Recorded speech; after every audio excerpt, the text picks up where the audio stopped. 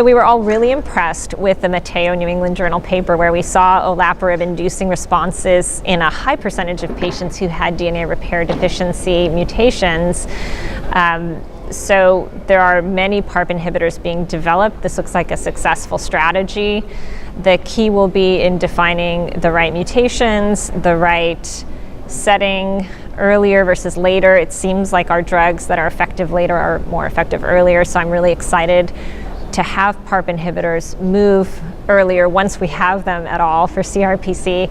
And olaparib has been already studied as a phase 3 against physician's choice of CRPC therapy, ABI or ENZA or docetaxel. So within the next couple of years, we should have directly comparative data that will help us place PARP inhibitors in the landscape and understand their value.